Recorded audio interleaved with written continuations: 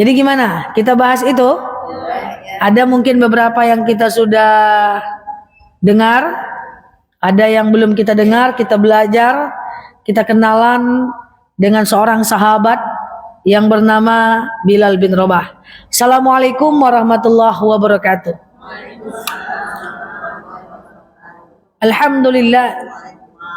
Alhamdulillahil wahidil qaharil azizil ghafaril mukawwirul laili 'alan nahar tazkiratan li ulil qulubi wal absar tabsiratan li zawil albabi wal i'tibar walhamdulillahilladzi nahmaduhu nasta'inuhu nastaghfiruh wa na'udzu billahi min syururi anfusina wa min sayyiati a'malina may yahdihillahu fala mudhillalah wa may yudlilhu fala hadiyalah. Nashhadu an la ilaha illallah nashhadu anna muhammadan abduhu wa rasuluh la nabiyya ba'dah amma ba'da. Ibu-ibu yang saya sayangi karena Allah, sebelum kita mulai kajian kita berdoa kepada Allah, semoga siapapun kita yang hadir dalam majlis ini, insyaallah Allah sehatkan badan kita, Allah kuatkan jasad kita, Allah tambah ruh keimanan kita, Allah luaskan rezeki kita, Allah angkat segala masalah kita, Allah jauhkan kita dari orang-orang zalim, Allah matikan kita dalam keadaan husnul khatimah. Amin. Allahumma amin. Selanjutnya, innallaha wa malaikatahu yusalluna 'alan nabi ya ayyuhalladzina amanu sallu 'alaihi wa sallimu taslima. Salawat salam kita hadiahkan kepada baginda Rasulullah sallallahu alaihi wasallam dengan lafaz Allahumma salli ala Muhammad wa ala ali Muhammad. Ibu-ibu semua sehat? Baik, di minggu ketiga ini sesuai dengan komitmen kita membahas tentang sirah. Sirah itu sejarah Nabi dan sejarah sahabat. Dan hari ini kita akan bahas sejarah detil tentang Bilal bin Rabah. Supaya yang kita tahu tuh itu aja. Seperti yang tadi kita sampaikan, rata-rata yang taunya dia cuman kulit hitam, gitu kan? Sahabat Rasul, orang tukang azan muazin pertama, apalagi sholat sunat wudu, disiksa, kayak gitu kan? Nah, padahal kisah Bilal bin Rabah ini adalah kisah yang paling dahsyat, ya. Banyak kisahnya yang mesti kita ulik, ya. Jadi kita kenalnya itu harusnya biografi para sahabat sehingga semakin cinta kita kepada Rasulullah dan para sahabat. Ibu-ibu yang saya sayangi karena Allah, saya jelaskan dulu. Pernah dengar kata-kata sahabat? Pernah dengar kata-kata tabi'in? Sahabat adalah orang yang hidup pada masa Rasul, kemudian bertemu dengan Rasul. Itu sahabat. Dan yang kedua adalah tabi'in. Tabi'in itu orang yang hidup pada masa Rasul tapi tak ketemu dengan Rasul. Jadi, dan dia menerima sunnah Rasul. Hidup pada masa Rasul, tak ketemu dengan Rasul, tapi setuju sama sunnah Rasul. Dia cuma dengar kabar-kabar burung aja, kabar-kabar angin aja. Rasulullah SAW pernah bersabda dan seterusnya. Nah, Bilal bin Rabah itu termasuk sahabat. Hidup pada masa Rasul, bertemu dengan Rasul. Sejalan dengan Rasul, bahkan menemani Rasul sampai Rasulullah meninggal dunia. Oke, sampai sini paham? Sebentar ya.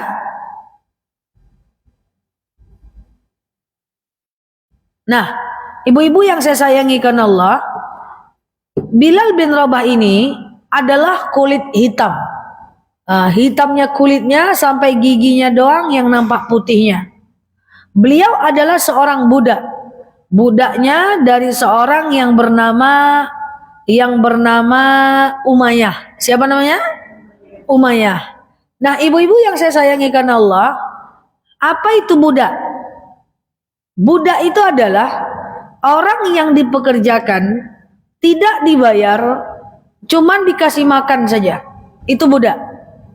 dipekerjakan memeras kambing, dipekerjakan memanen kurma, tidak dikasih gaji, hanya dengan dihidupkan saja dengan makan secukupnya. Dimarahi kalau salah, itu budak. Apa beda dengan pembantu? Pembantu disuruh kerja, dikasih gaji, ya, dikasih tempat tinggal. Apa beda dengan istri? Istri itu tak kerja, dikasih gaji, tidak dimarahi.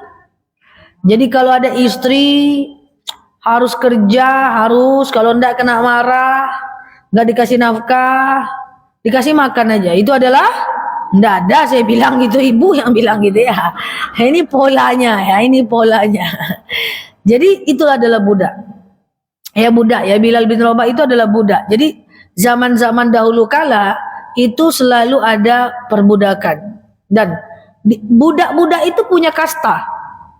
Jadi kalau dia adalah budak orang hebat, maka kastanya tinggi di antara budak-budak lain. Kalau dia budaknya orang kaya, maka dia punya kasta tertinggi di antara budak-budak lain. Dan satu orang itu ada yang punya 100 budak. Dan budak-budak ini punya level. Yang paling disayang itu adalah budak yang baik. Dan perlu kita ketahui, Bilal bin Rabah itu adalah budak yang paling disayang oleh Umayyah. Saking disayangnya, jadi maaf, budak-budak itu kalau salah dia disiksa. Dan yang menyiksanya budak lain. Nah ini kan banyak yang kita belum tahu nih. Jadi misalnya satu orang ini punya banyak budak. Katakanlah punya 100 budak orang kaya kan. Punya 80 budak, 70 budak gitu ya. Kalau ada budak yang salah, maka dia harus disiksa. Tapi yang nyiksa bukan saya.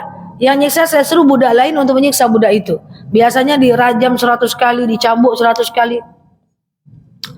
Dan ketika budaknya adalah Umayyah, ketika majikan dari Bilal bin Rabah adalah Umayyah, itu Bilal bin Rabah itu terkenal baik, patuh, nurut, gak banyak ngomong, rajin. Dan kalau ada satu budak yang kemudian dihukumi, dimarahi oleh majikannya, itu Bilal bin Rabah sering disuruh untuk mencambuk budak itu, tapi Bilal bin Rabah tidak melakukan. Jadi dia masuk ke ruangan cambuk, nyampe luar dia bilang udah. Dan dia disayangi oleh budak-budak lain. Ini anak akhlak luar biasa, rajin. Kalau ada orang yang malas dijambuk, dia tak mau melakukan itu. Dan ketika Bilal menjadi budak, dia tidak pernah mendapatkan siksaan. Karena Umayyah begitu sayang dengan dia. Bilal bin Rabah ini budak dengan harga yang sangat mahal. Karena dia diperebutkan oleh masing-masing majikan. Jadi pada masa dahulu, kualitas budak ditentukan dengan kualitas kinerjanya. Jadi semakin dia rajin, semakin dia besar harga. Tapi harga kalau dirinya dibeli bukan untuk dia, untuk majikannya. Contoh, na'udzubillah, contoh saja. Saya misalnya budaknya Bu Nur. Bu Nur membeli saya harga yang mahal, bukan ke saya duitnya. Tapi saya punya siapa? Saya punya Bu Cucu. Jadi Bu Nur, ini kan saya kerja dengan Bu Cucu. Bu Cucu majikan saya. Bu Nur mau saya beli dengan Bu Cucu. Uangnya ke Bu Cucu. Saya nggak dapat apa-apa. Saya cuma dikasih makan aja. Jadi diperjualbelikan. Saya adalah budaknya Bu Nur. Lalu kemudian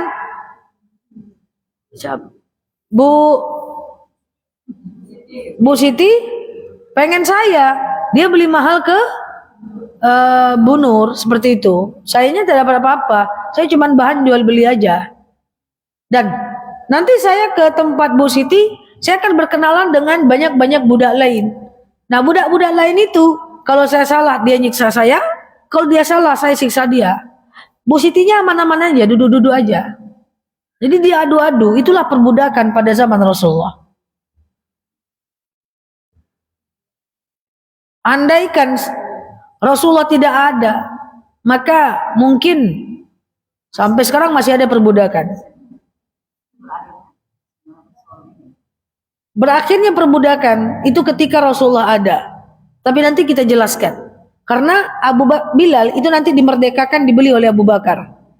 Oke. Dah, lanjut. Jadi Bilal bin Rabah ini adalah budaknya Umayyah.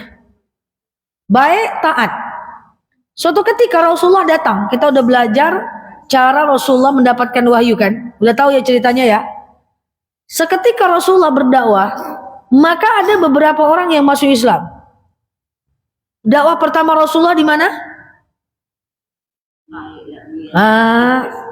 Di Bukit Safa dan Marwah. Turun dari Jabal Nur, dapat perintah Iqra bismi rabbikal ladzi khalaq, ketemu dengan Khadijah di rumah, menggigil ketakutan, lalu kemudian Rasulullah naik ke Bukit Safa, Bukit Marwah. Lalu Rasulullah ngomong dengan para sahabat, Abu Bakar, Abu Sufyan, Umar bin Khattab, semua ada di situ, masih kafir semua waktu itu.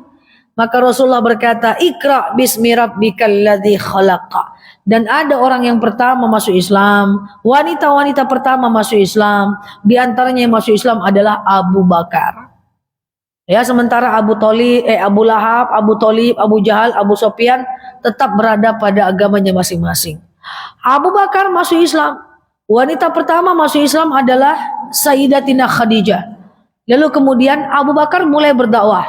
Pokoknya siapa yang masuk Islam, dia mulai berdakwah. Abu Bakar datang menemui Bilal bin Rabah. Gitu ceritanya.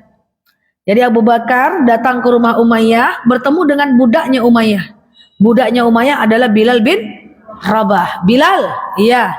Kamu bahasa Indonesia aja. Kamu ini kan budak paling pinter, paling rajin, akhlakmu bagus. Kalau ada budak lain yang ingin disiksa oleh Umayyah, kau disuruh menyiksanya, kau tak lakukan. Maka akhlakmu bagus. Andaikan orang sepertimu masuk ke dalam Islam. Apa maksudnya? Wahai Abu Bakar, aku sudah masuk ke dalam Islam. Caranya gimana? Ayo kita pergi ke rumah Rasulullah. Jadi yang mengajak Bilal bin Rabah masuk ke dalam Islam itu Abu Bakar. Jadi dia cari boneh, tahu boneh? Abu Bakar ini dakwanya mantap. Dia cari orang-orang unggul. Karena orang-orang unggul nanti kalau masuk Islam, dia akan bisa ngajak orang. Itu cara dakwah Abu Bakar. Saya jadi merinding ya. Jadi cara cerdasnya dakwah Abu Bakar itu, dia mencari orang-orang pintar, orang-orang unggul, boneh-boneh itu dia cari. Dia nggak perlu Islamkan banyak orang, cukup beberapa orang yang dia Islamkan, dan orang ini nanti berdakwah kepada orang lain, maka akan selesai urusan. Jadi kayak macam bola salju. Kalau kau nggak percaya, ayo kita main ke rumah Rasulullah. Datanglah Bilal bin Rabah ke rumah Rasulullah SAW bersama Abu Bakar.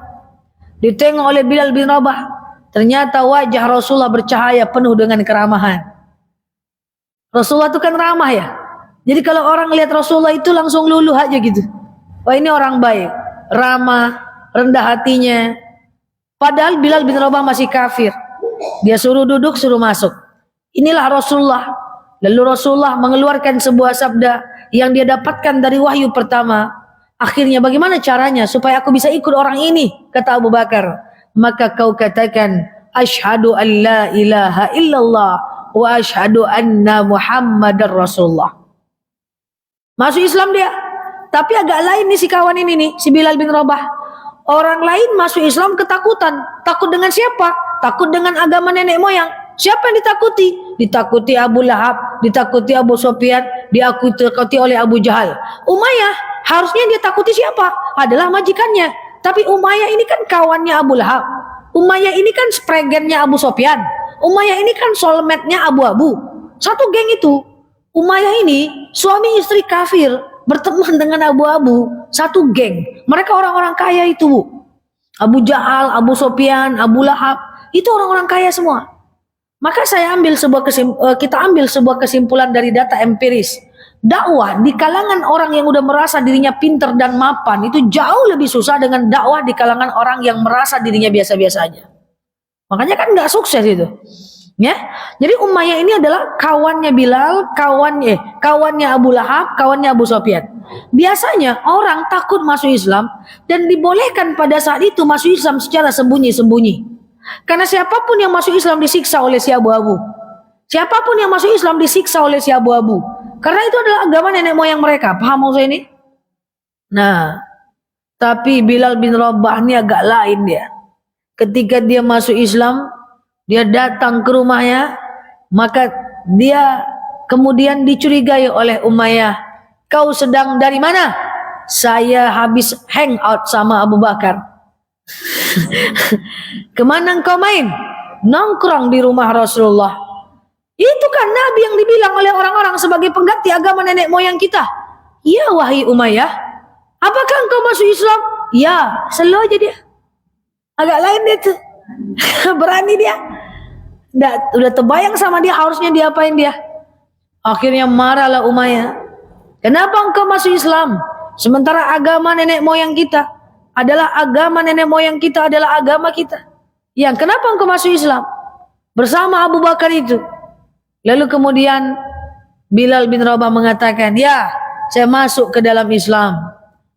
Bukankah Tuhan itu tidak ada? Tuhan itu ada, tapi mukhalafatul lil awadisi. Dia berbeda dengan makhluknya. Tuhan bukan berhala.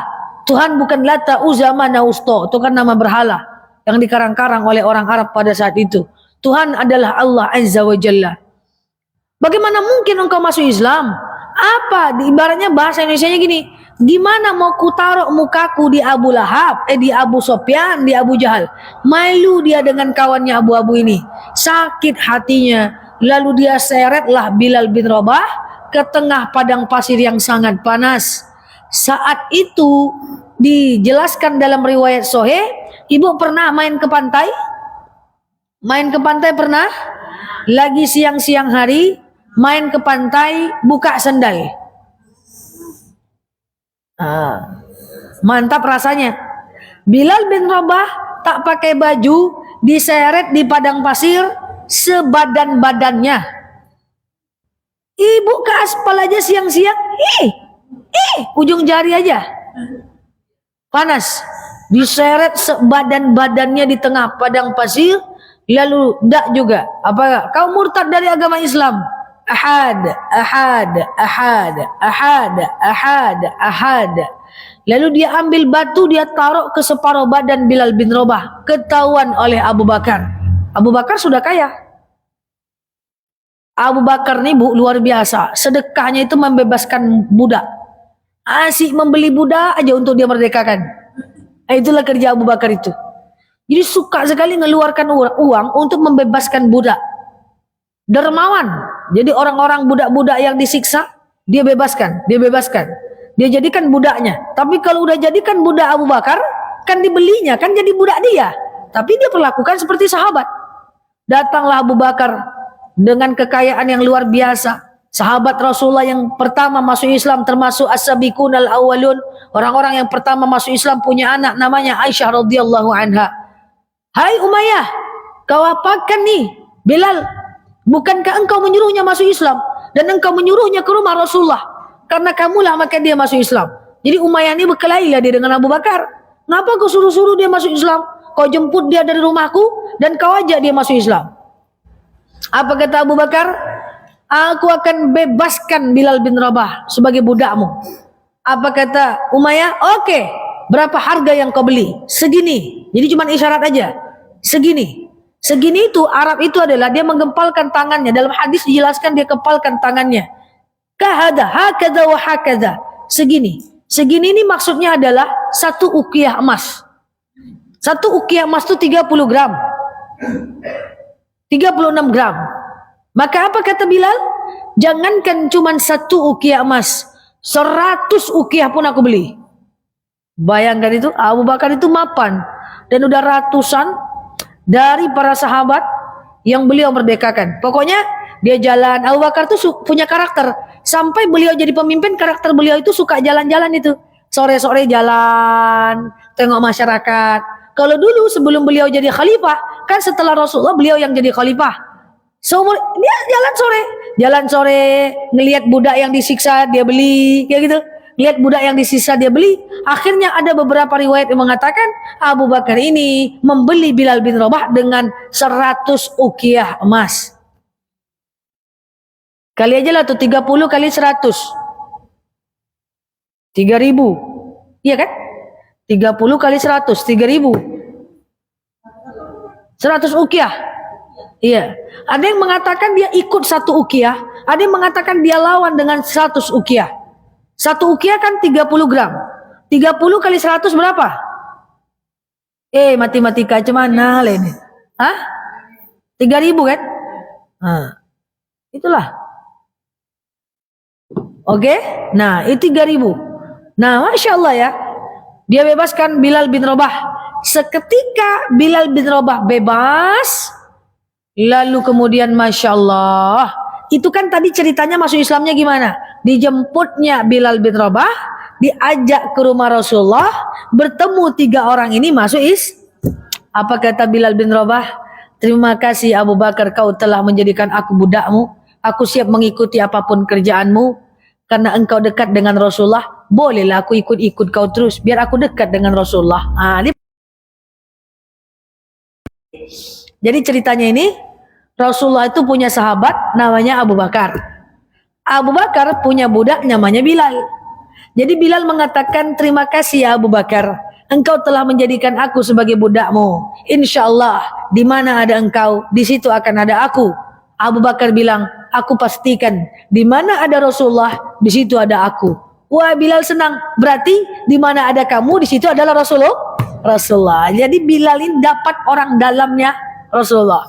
Nah, jadi dekat-dekatlah dia dengan Rasulullah. Ibu-ibu yang saya sayangi karena Allah,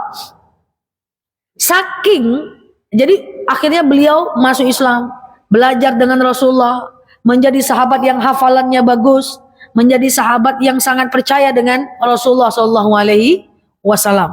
Dan suatu ketika, setelah peristiwa Isra dan Mi'raj, lalu Rasulullah pergi Isra dan Mi'raj setelah Khadijah meninggal, gitu ya.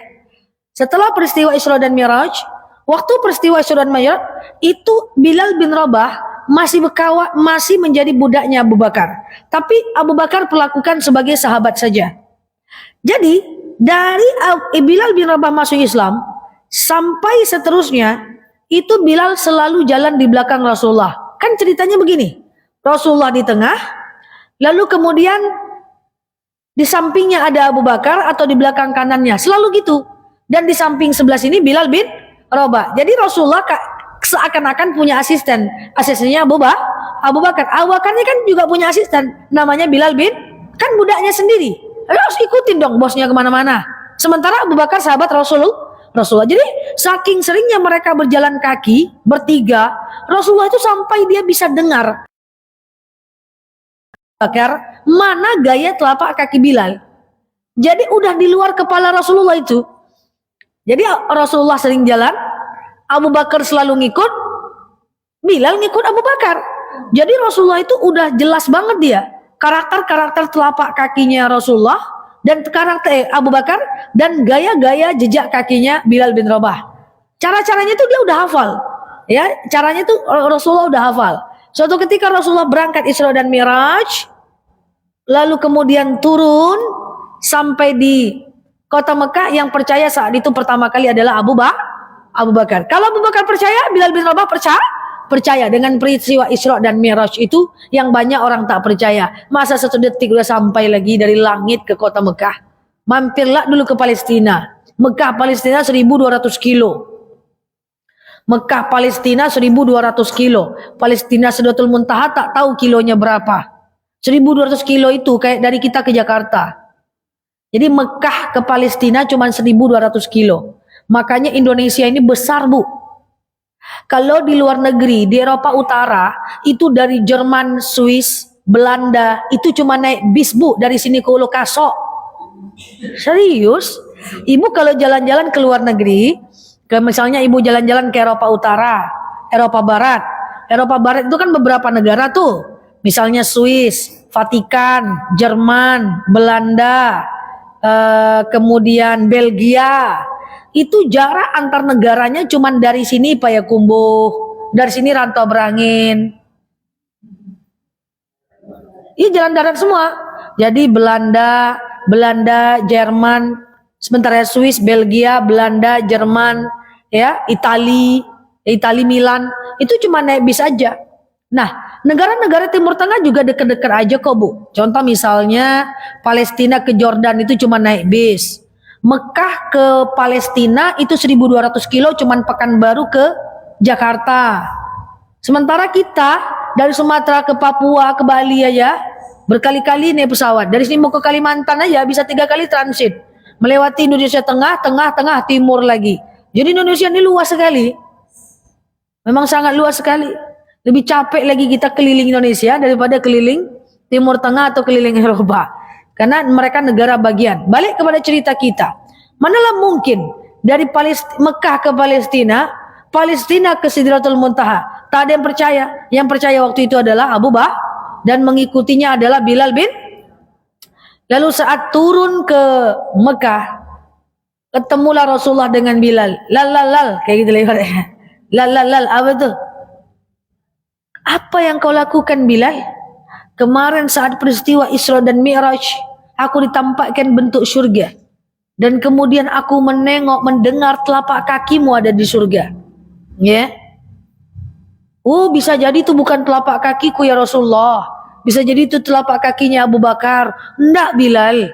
Aku tahu telapak kakimu. Aku tahu bunyi telapak kaki Abu Bakar. Yang ku dengar di surga adalah terompahmu ya Bilal. Apa amal yang kau buat, Bilal? Oh, aku selalu melakukan sholat sunnah 2 rakaat setiap setelah selesai berwudu. Nah ya, sehingga itulah yang menyebabkan beliau masuk surga. Kita lanjut cerita. Bilal bin Rabah ini adalah sahabat Rasulullah yang ikut hijrah dari kota Mekah ke kota Madinah. Jadi dia mengalami beberapa fase. Pertama, fase masuk Islamnya di awal-awal setelah Abu Bakar masuk Islam. Jadi ibaratnya dalam tanda kutip korban dakwahnya Abu Bakar. Lalu kemudian beliau mengikuti peristiwa Isra dan Mi'raj. Oke. Lalu kemudian beliau menjadi saksi sejarah hijrahnya Rasulullah dari kota Mekah ke kota Madinah. Ibu-ibu, sekarang kita belajar Bilal bin Rabah ikut hijrah ke kota Madinah. Setelah meninggal Khadijah di kota Mekah, meninggal Abu Thalib di kota Mekah, maka Rasulullah melakukan Isra dan Mi'raj. Setelah turun dari Isra dan Mi'raj, pengen dibunuh, akhirnya pindah ke Madinah. Kan gitu kan? Ceritanya gitu udah tahu ya? Khadijah meninggal, Abu Thalib meninggal, lalu Rasulullah Isra dan Mi'raj, sampai di kota Mekah, hijrah ke kota Madinah. Nah, di kota Madinah ini adalah momentum hebatnya Bilal bin Rabah. Di kota Madinah, Bilal bin Rabah selalu bersama Rasulullah sholat di Masjid Nabawi. Nah, suatu ketika di kota Madinah, jadi azan pertama bukan di Mekah ya. Ibu pernah dengar Bilal bin Rabah azan di atas Ka'bah? Itu waktu Fathul Mekah. Itu belum lagi. Itu sudah lama azan turun. Maka kita jelaskan. Di kota Madinah, salah seorang sepupu Rasulullah yang bernama Abdurrahman berkata kepada Rasulullah, "Ya Rasulullah, ini di Madinah nih kejadian ini. Ya Rasulullah, aku bermimpi.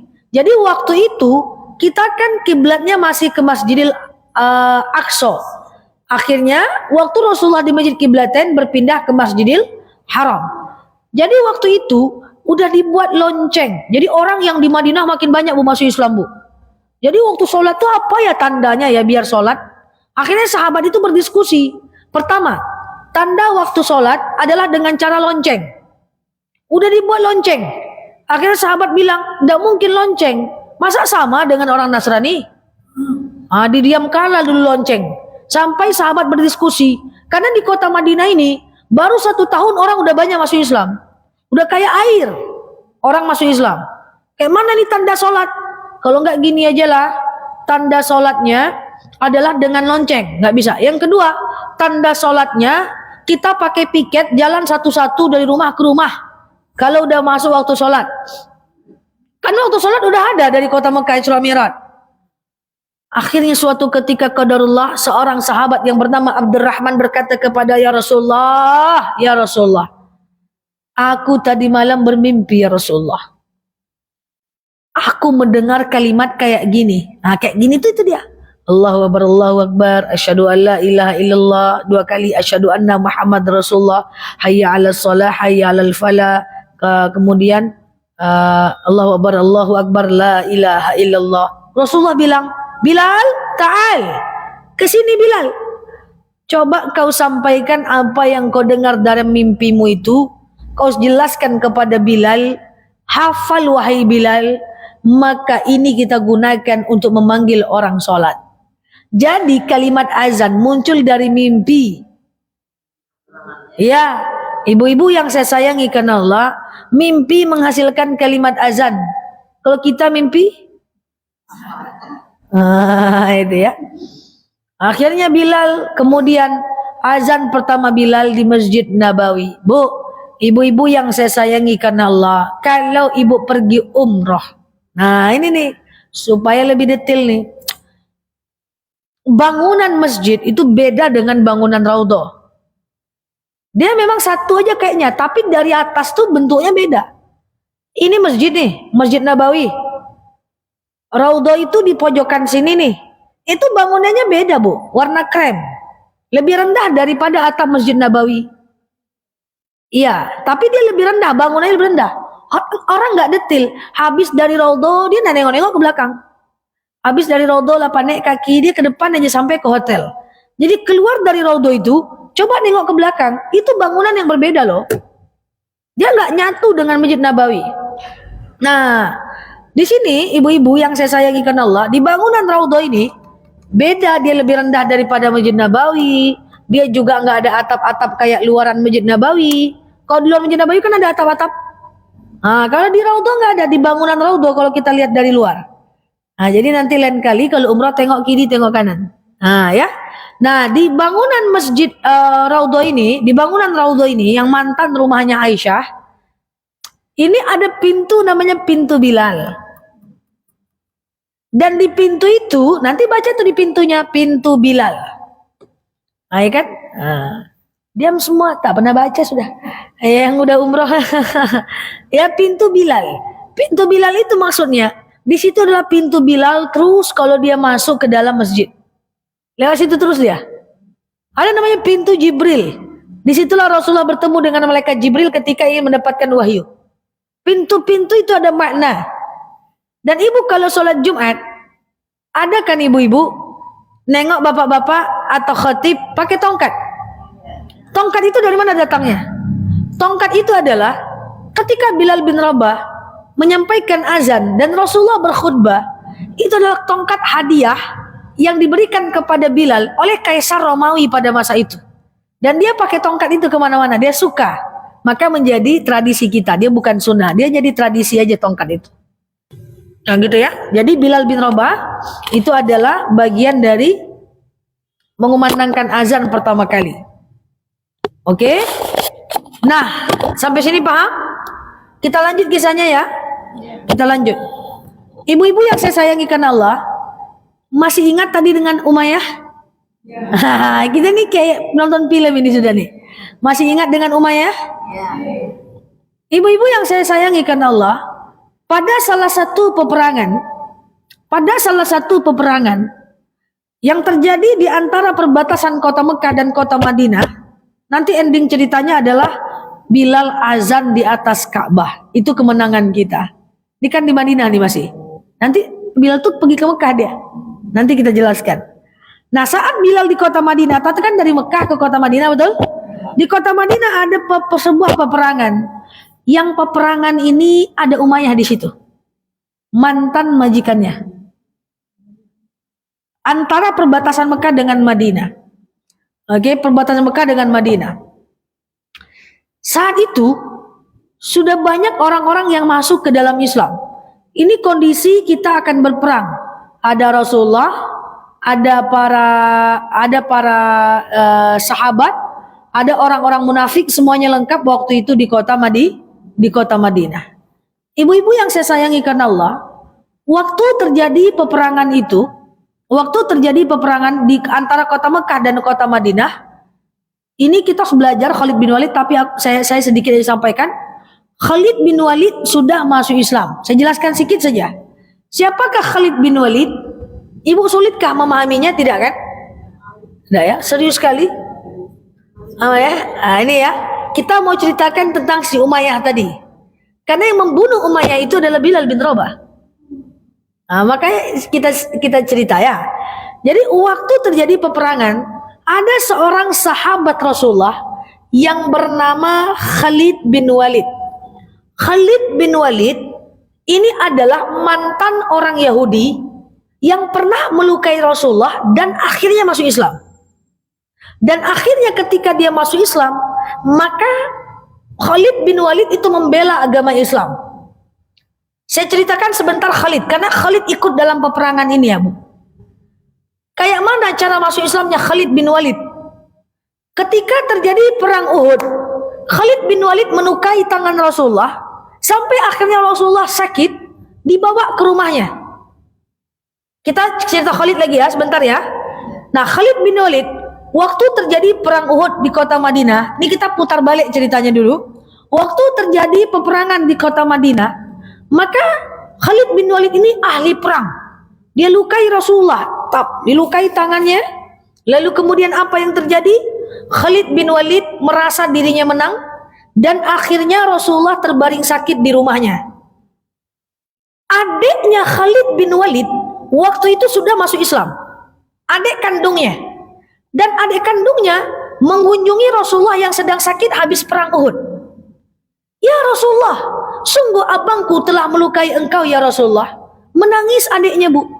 Apa kata Rasulullah?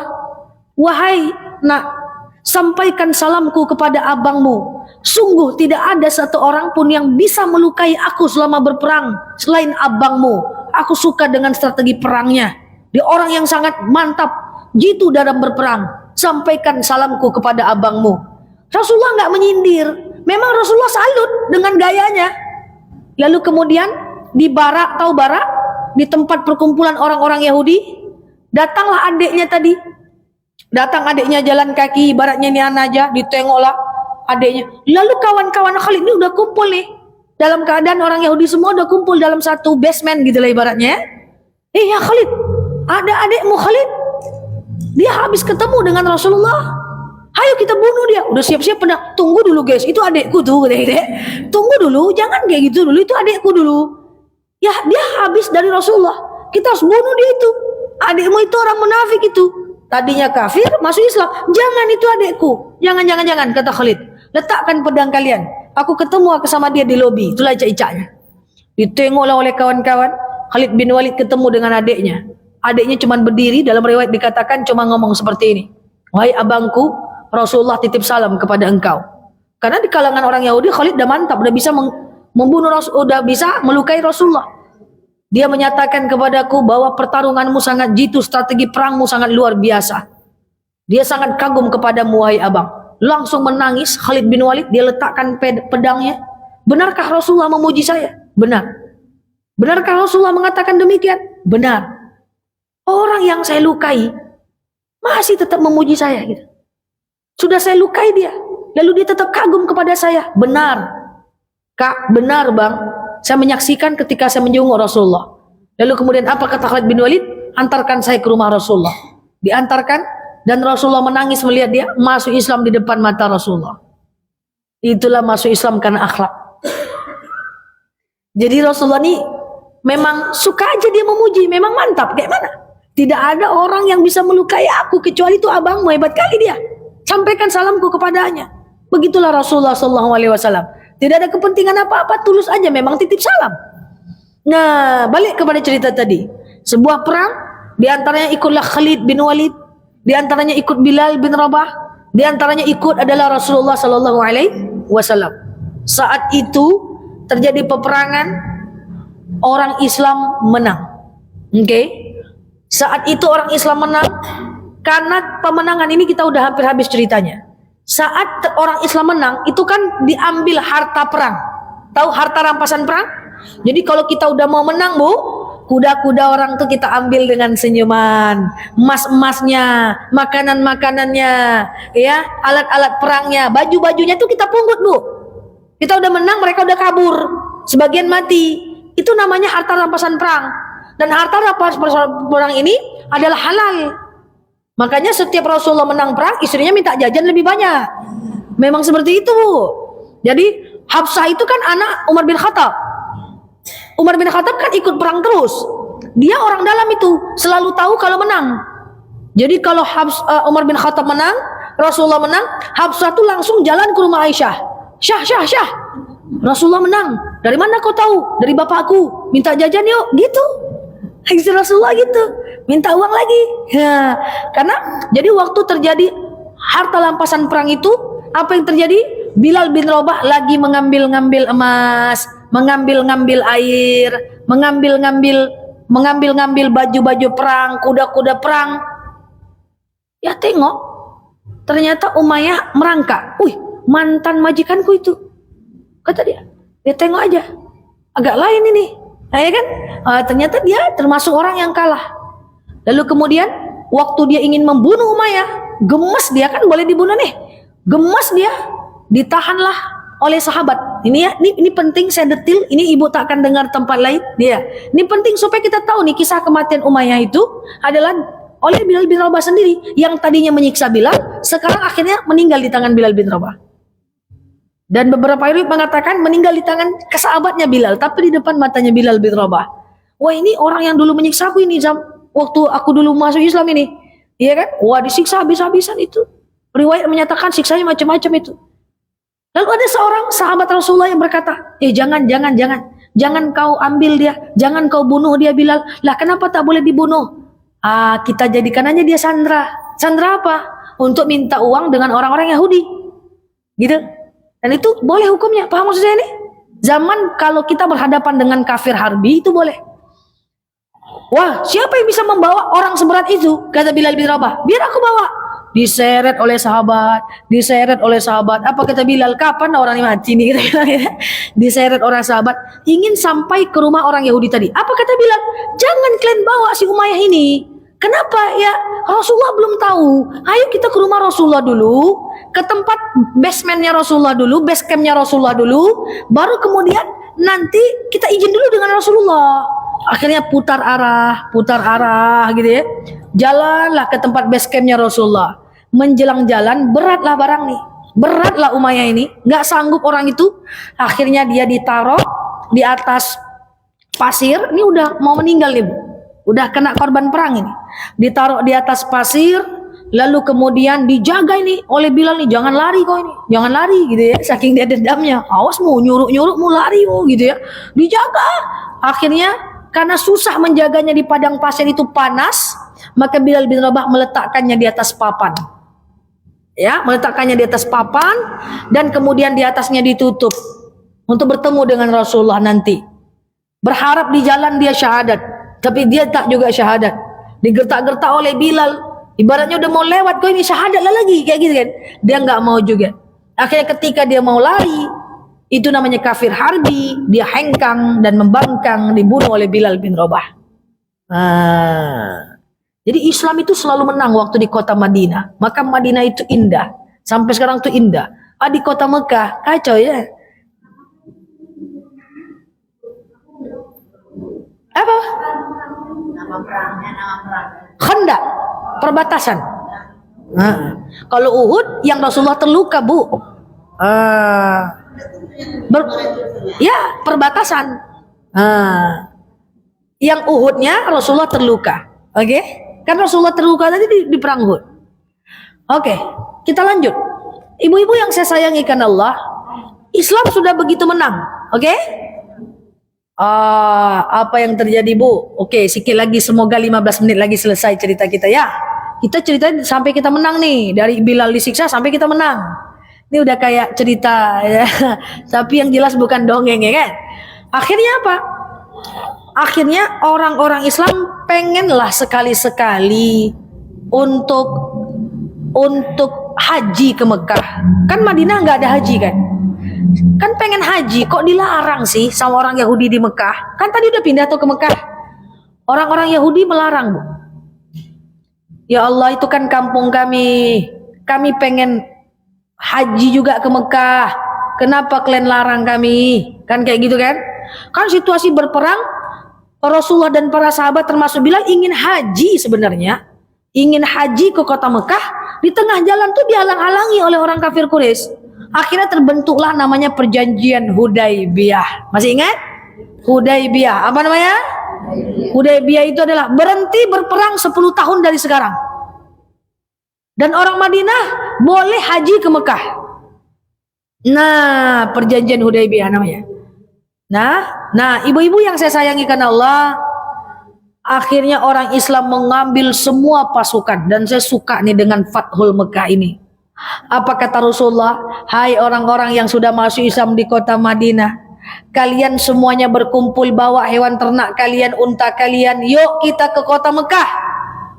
Kita serang, dalam tanda kutip, kita seranglah orang Mekah itu, kita bebaskan mereka. Apa maksudnya? Ibu akan tahu nanti. Jadi jalan kakilah pasukan dari Mekah ke Madinah. Kan udah besar ini. Orang masuk Islam udah rame kan? Dari Madinah ke Mekah. Di antaranya Bilal bin Rabah. Nyampe di kota Mekah, karena itu rame pasukan, orang Mekah takut. Perempuan-perempuannya masuk dalam rumah. Yang di pasar terbirit-birit lari ke dalam rumah. Rasulullah ngomong di sekitar Ka'bah. Wahai para wanita-wanita Mekah, kami datang bukan untuk berperang, kami datang bukan untuk menghancurkan, kami datang bukan untuk menyakiti, tapi kami datang untuk membebaskan kota Mekah ini. Silahkan keluar. Wah, keluarlah perempuan-perempuan itu lagi. Keluar. Gak akan ada satupun darah yang tumpah ketika terjadi Fathul Mekah. Fathul Mekah itu adalah pembebasan kota Mekah. Jadi ketakutan. Mereka jalan semua masuk kamar, keluar saja. Apa yang mereka lakukan? Mereka menghabiskan semua berhala yang ada di sekitar Mekah. Dan kemudian apa yang terjadi? Apa yang terjadi ibu-ibu? Khalid bin Walid. Tahu tadi, ingat Khalid bin Walid? Khalid bin Walid masuk ke dalam Ka'bah, pintu Ka'bah dia masuk, dia buka sendalnya. Dia adalah orang Islam pertama yang masuk dalam Ka'bah, yang membuka sendal. Dia buka sendalnya, lalu dia masuk ke dalam Ka'bah, dia ambil pedangnya, dia hancurkan Lata, Uzza, Mana, Wusto, dia hancurkan berhala itu semuanya. Dalam Ka'bah itu banyak berhala, mereka juga tawaf. Nah, ya kan? Hancur, kosong. Setelah kosong, kemudian Khalid bin Walid datang ketakutan menemui Rasulullah. Ya Rasulullah, tadi aku menghancurkan berhala, sungguh gelap. Aku takut ya Rasulullah. Jangan khawatir ya Khalid, tidak akan ada berhala dalam Ka'bah lagi setelah ini. Bilal bin Rabah berani naik dia ke atas Ka'bah. Itu dia. Jadi ini soulmate ini Bu, luar biasa. Naik dia ke atas Ka'bah, lalu dia berazan. Allahu Akbar, Allahu Akbar. Yang di bawah bilang Allahu Akbar, Allahu Akbar. Asyhadu an la ilaha illallah. Yang di bawah bilang asyhadu an la ilaha. Disitulah akhirnya bebas kota Mekah. Bebas tuh gimana? Orang Islam boleh haji, orang Islam boleh umrah, orang Islam tak dilarang-larang lagi. Dan yang menjadi panitia inti dari bebasnya kota Mekah, seluruh sahabat di kota Madinah, Rasulullah, Khalid, dan Bilal bin Rabah. Coba ibu bayangkan kalau Bilal bin Rabah mereka enggak Fathul Mekah. Bayangkan kalau Khalid tidak menghancurkan Ka'bah, isi dalam Ka'bah. Bayangkan kalau tidak ada Fathul Mekah, demi Allah ibu tak akan bisa umrah dan haji sampai sekarang. Jadi umrah dan haji dibuka oleh umum sampai detik ini karena terjadi Fathul Mekah. Tidak lagi dikuasai oleh Abu Jahal, oleh Abu Lahab, oleh Abu Sufyan. Tidak lagi dikuasai oleh mereka, tapi mereka diamankan oleh Rasulullah. La ikraha fid din, tidak ada pemaksaan dalam agama, tapi juga jangan larang kami untuk berangkat haji dan umrah ke kota Mekah. Paham ceritanya? Itulah hebatnya Bilal bin Rabah. Demikian dari saya. Wallahu a'lam bishawab. Ya. Khalid bin Walid itu ada adiknya apa namanya? Namanya Al-Auf Al-Maljusi. Al-Auf. Iya. Kita kuis ya ibu-ibu. Oke, Masya Allah ya. Kuis umroh. Tafadhol. Al-Majus. Iya. Hah?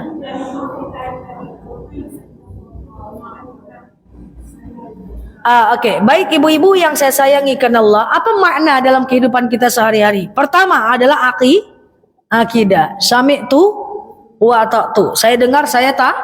Kalau untuk akidah, jangankan apapun yang kita inginkan, ya. Jangankan apapun yang kita inginkan, nyawa saja kita sanggup tantang. Artinya mempertahankan akidah. Kemudian makna yang kedua adalah ibu-ibu yang saya sayang. Pertama kan Bilal bin Rabah akidahnya luar biasa kan. Sampai beliau itu dipanaskan di terik matahari pun tetap mengatakan ahad, Ahad, ahad. Nah, kita nutup aurat aja susah. Jauh kali kita dari Bilal bin Rabah. Yang kedua apa? Yang kedua, anak muda menangnya belakangan. Jadi ujian yang Allah berikan kepada kita itu lalui saja. Ketika suatu ketika Allah akan menangkan kita. Ingat, in tansurullah yansurukum wa yusabbis akadamakum. Ya, in tansurullah yansurukum wa yusabbis akadamakum. Ketika kita tolong agama Allah, Allah akan tolong kita. Bilal bin Rabah menolong agama Allah, maka Allah tolong dia. Siapapun kita ini, kita nolong agama Allah, Allah akan tolong kita. Siapapun kita. Kemudian yang ketiga, ibu-ibu yang saya sayangi karena Allah, belajarlah dari Abu Bakar. Tidak ada menganggap rendah semua orang.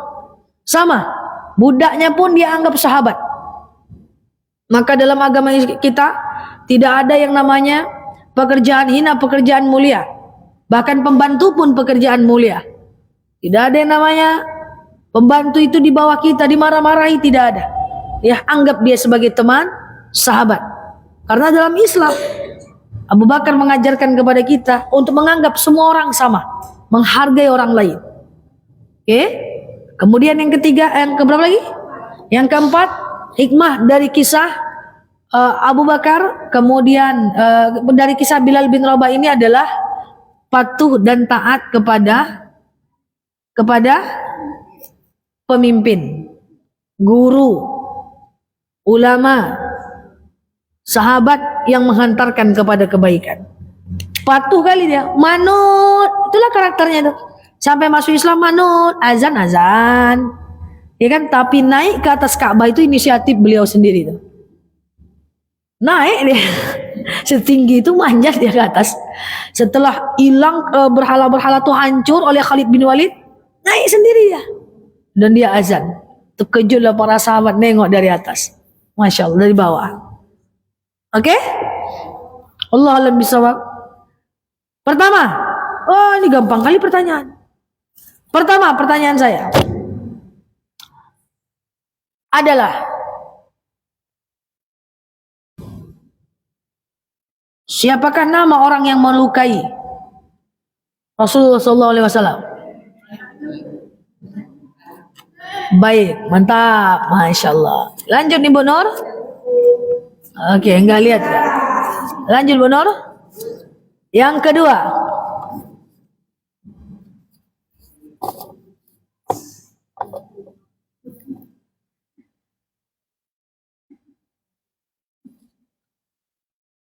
sebutkan 3 nama berhala yang ada di dalam Ka'bah.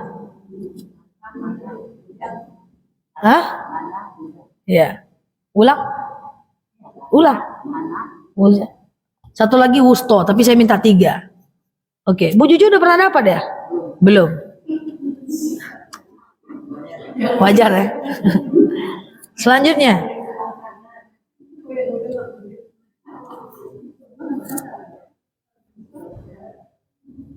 Bahasa Arab, harta rampasan perang itu apa?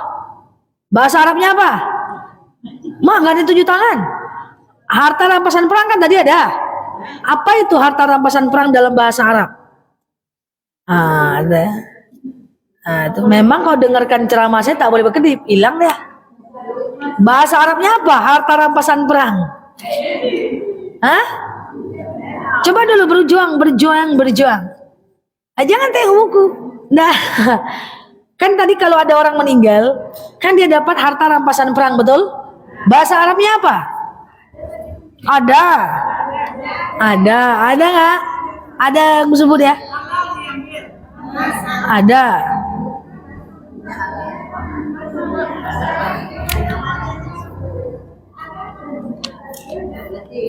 Ada loh, ghanimah.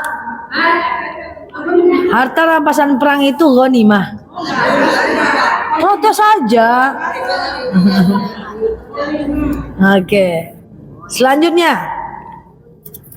Oh, nggak ada ya? Iya, Deng. Kata orang-orang ini nggak ada. Ghanimah. Nggak ada ya? Yalah, itu kan Abu Nur tuh yang salah. Lanjut.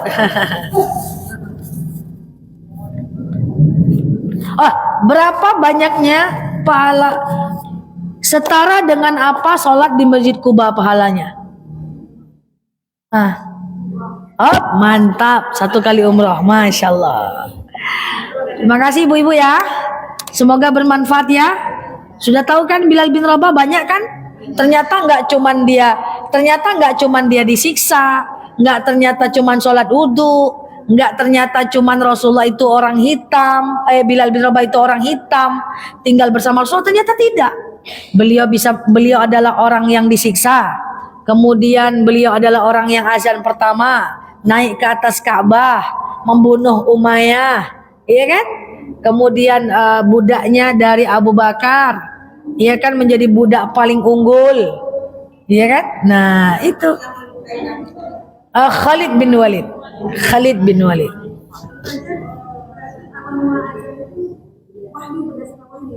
Berdasarkan mimpi dari wahyu, iya, wasilahnya saja mimpi. Iya benar, wasilahnya saja mimpi dan diverifikasi oleh Rasulullah. Ternyata Rasulullah setuju, terverifikasilah dia.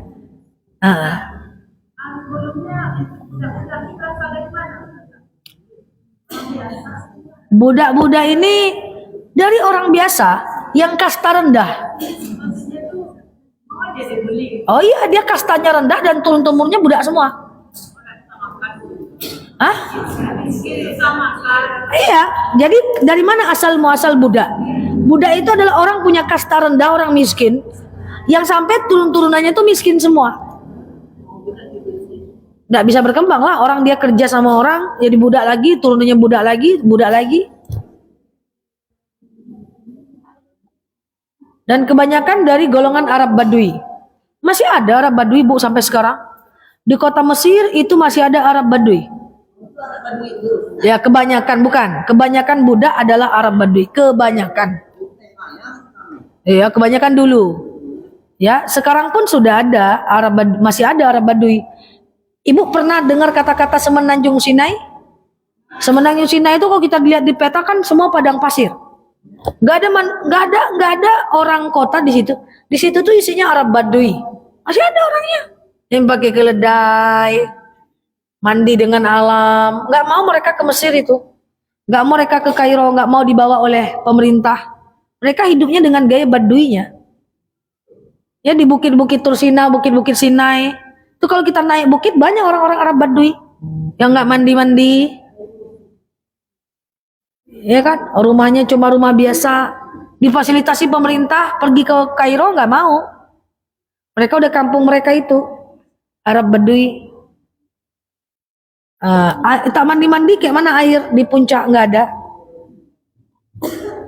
Ya, baik.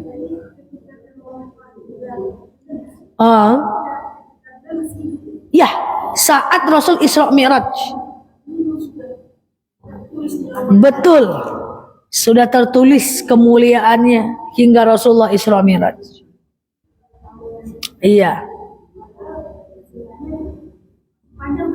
Masih panjang kehidupannya, tapi kemuliaannya dari sejak budak sampai titik Rasulullah Isra dan Mi'raj udah dijamin masuk surga.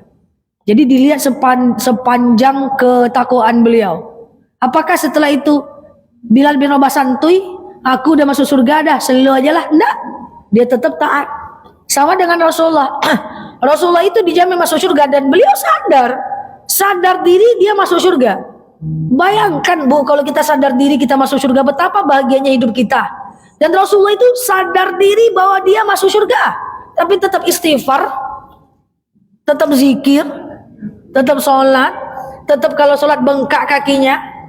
Padahal udah sadar dia masuk surga. Istighfar juga bukan 33 kali istighfar Rasulullah, 700 kali. Itu luar biasa. Ibu, dalam hal dunia gitu juga. Kalau udah kita sadar kita nih mapan, tetap aja lah kerja. Jangan macam ular. Pas dapat rezeki tidur 6 bulan. Pas itu baru kerja lagi. Orang hebat adalah orang yang saat mapan pun dia tetap bekerja. Iya kan? Ada orang kerja semangat, pas bayar utang aja udah lunas, utangnya berhenti dia lagi. Nah itu. Sama dengan ibadah. Udah tahu beliau masuk surga, beliau tetap ibadah. Itu Masya Allah. Apa bukan? Iya, mimpi mereka dari Allah, mimpi kita dari kegalauan. Beda ya. Makanya waktu dengan Rasulullah juga Khadijah bermimpi kan. Beliau melihat ada seseorang pakai sorban, ganteng membelakangi beliau. Itu Rasulullah. Mimpi orang-orang dulu. Kalau mimpi kita dari masa lalu ya. Allah alam bisawab. Cukup ya? Demikian wallahu a'lam bishawab. Subhanakallahumma rabbika nasyhadu an la ilaha illa anta nastaghfiruka wa natubu ilaik. Assalamualaikum warahmatullahi wabarakatuh.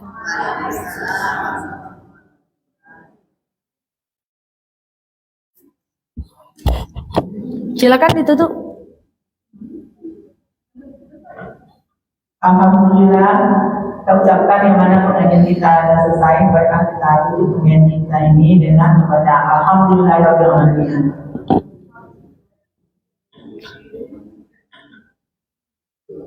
Mana salam? Salam belum. Assalamualaikum warahmatullahi wabarakatuh. Waalaikumsalam warahmatullahi wabarakatuh. Teman-teman, thank you ya yang sudah nemenin kita. Teman-teman yang baru mampir boleh klik foto yang ada di atas, kemudian follow, aktifkan tombol loncengnya ya, agar teman-teman dapat video terbaru dari aku. Dan yang terlambat hadir, teman-teman boleh subscribe channelnya aku. Di channel itu nanti akan ada video-video ceramahnya aku, termasuk video hari ini ya teman-teman. Sekali lagi yang baru mampir boleh klik foto yang ada di atas, follow, aktifkan tombol loncengnya, agar teman-teman dapat video terbaru dari aku. Nah, saat aku ceramah, aku nggak bisa jawab pertanyaan. Jawab pertanyaannya di jam 8 pagi, jam 8 malam ya teman-teman ya. Oke, demikian cerita Bilal bin Rabah dari kita ya.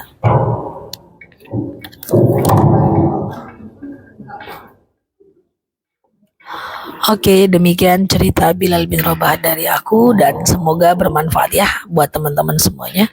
Dan tanya jawab kita jam 8 malam ya guys, jam 8 pagi. Terima kasih teman-teman semuanya. Kita tutup dulu ya. Subhanakallahumma wa bihamdika nasyhadu an la ilaha illa anta nastaghfiruka wa natubu ilaik. Nelaluki di sini sampai paham. Assalamualaikum warahmatullahi wabarakatuh. Di mana kajiannya diulang sah? Kalau ngulang kajian kayaknya kalau tentang Bilal masih lama. Tapi tenang aja, ini cerita Bilal ini aku upload ke channel aku. Aku punya channel YT. Nah, nanti aku upload, malam aku upload. Jadi lihatnya di channel aja ya. Oke, di channelnya supaya kenal dengan Bilal bin Rabah. Nama channel YT-nya aku adalah Ustazah DR Nelaluki. Jadi teman-teman boleh lihat ke channel ya, ke kanal aku ya. Oke, terima kasih teman-teman semuanya. Sehat selalu semuanya. Udah ya, udah salam tadi guys. Assalamualaikum warahmatullahi wabarakatuh. Bye bye. Cakep. Siap, thank you ya guys. Matiin dulu ya. Oke, bye bye.